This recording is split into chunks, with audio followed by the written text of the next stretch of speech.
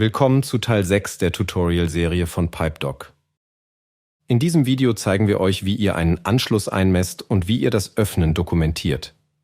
Zusätzlich schauen wir, was passiert, wenn wir die Arbeitsrichtung im Sanierungsprotokoll ändern. Das Programm unterstützt euch dabei, die richtige Länge für das Öffnen zu berechnen.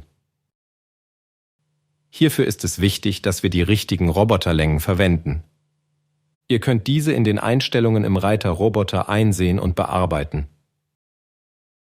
Der Delta-Wert bezieht sich dabei auf den Abstand zwischen Nullpunkt des Maßbands und Fräskopf.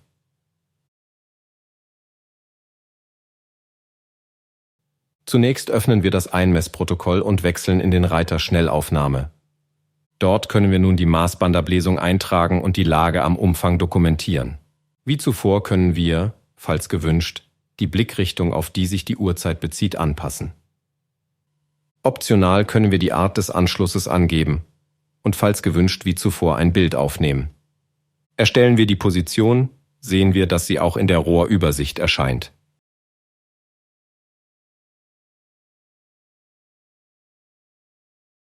Um den Anschluss zu öffnen, wechseln wir in das Sanierungsprotokoll. Dort wählen wir den Anschluss aus.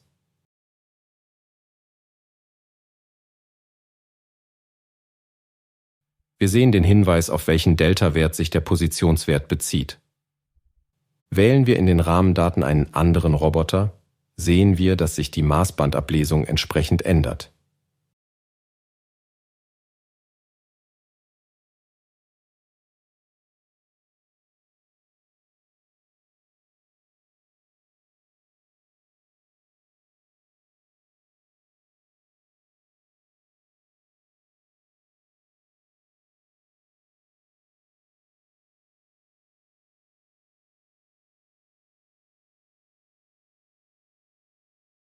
Wir wählen die Leistung Öffnen aus und vervollständigen alle Angaben.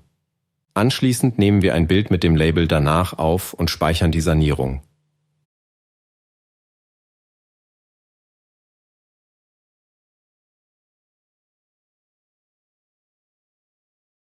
Wir betrachten nun folgendes Beispiel. Wir haben ein Schadensprotokoll mit der Arbeitsrichtung A nach B. In diesem haben wir einen Schaden bei 40 Metern aufgenommen. Die Lage des Schadens ist mit 2 bis 4 Uhr markiert.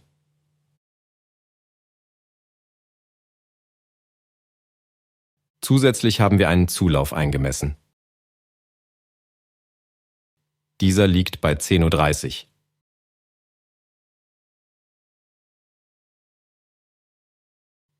In unserem ersten Sanierungsprotokoll arbeiten wir ebenfalls von A nach B. Die Rohransicht und die Daten, die wir im Bereich Schnellaufnahme erhalten, sind mit den vorherigen Daten identisch.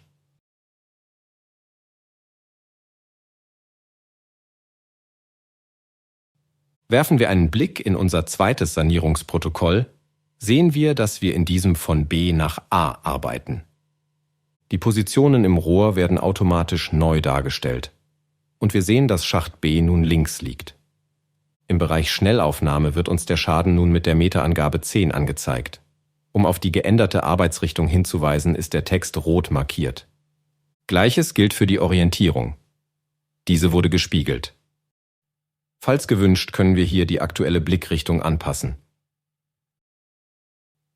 Den Anschluss können wir nicht auswählen, da der Maßbandwert bei entgegengesetzter Arbeitsrichtung nicht exakt wäre.